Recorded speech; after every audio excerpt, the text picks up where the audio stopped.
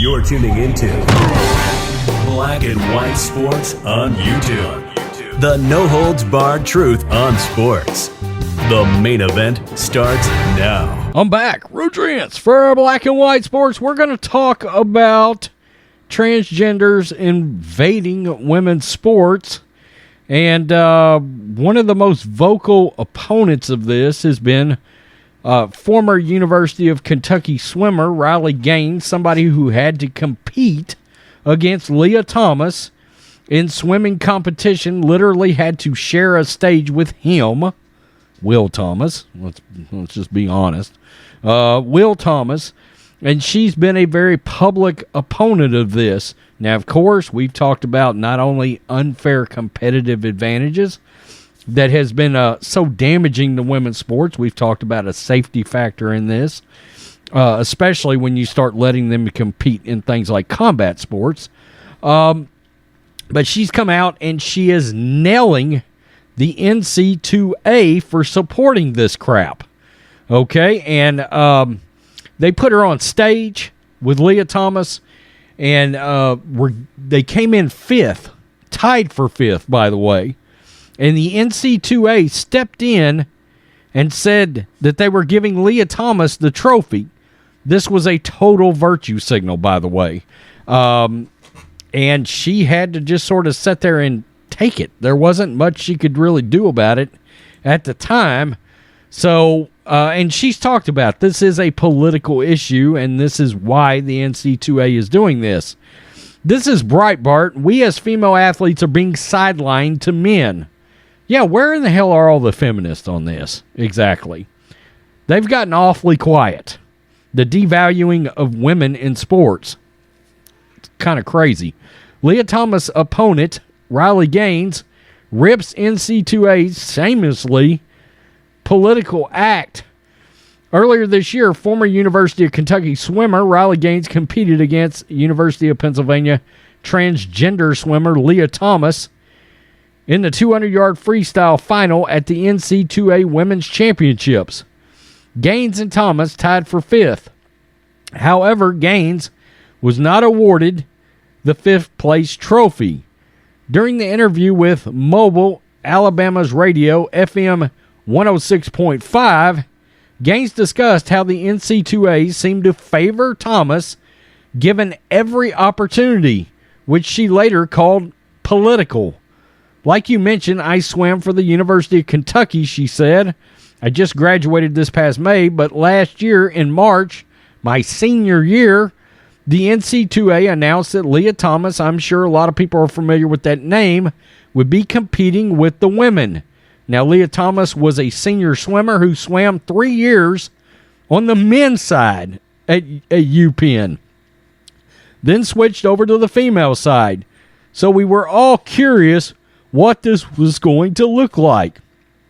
But when we were there, we watched Leah Thomas win a national title in the 500 freestyle, beating out American record holders, the fastest women to ever swim by seconds, which I want to add, seconds in swimming is a lot.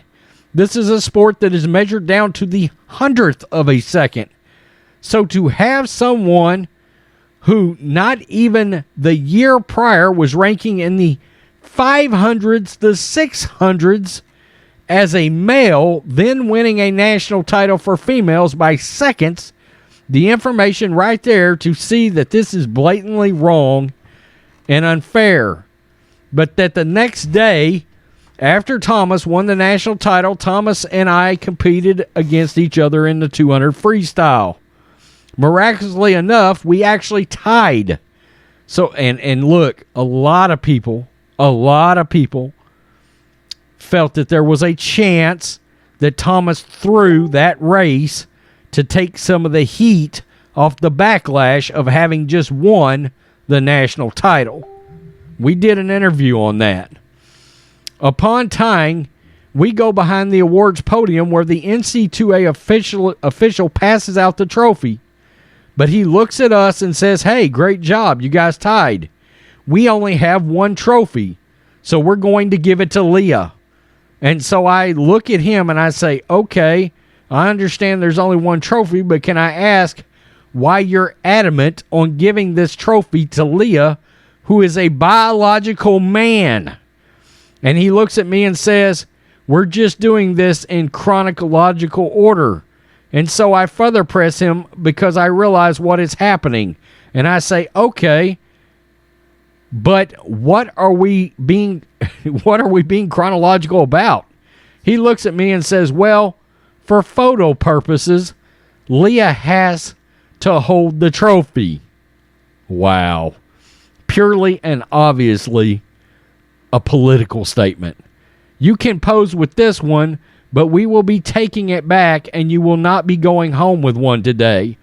Leah will take this one home." Wow.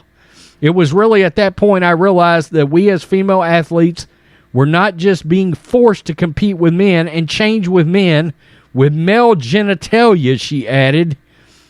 It was at that point I realized we as female athletes are being sidelined to men, just being completely put on the back burner, which goes against everything Title IX was created to protect. According to the former University of Kentucky swimmer, the NCAA's treatment of Thomas was, quote, "shamelessly political." That's exactly what it is, Gaines said.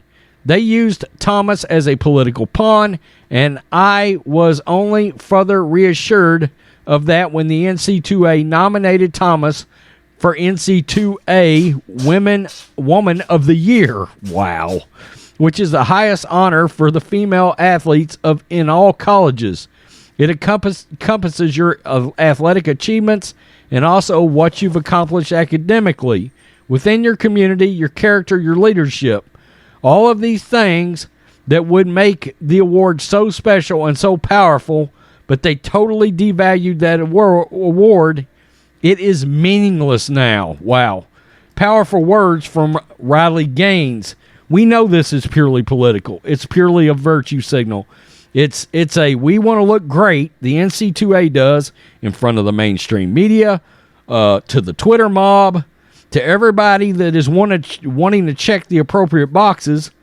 And it's amazing how women fought so hard for these rights, and there's such a large section of them that has been willing to just Thanos snap their fingers, all of it out of existence, so they can allow a dude with a D in two ways to just waltz in, take their trophies, take their awards away from them, and so many women have gotten silent on it.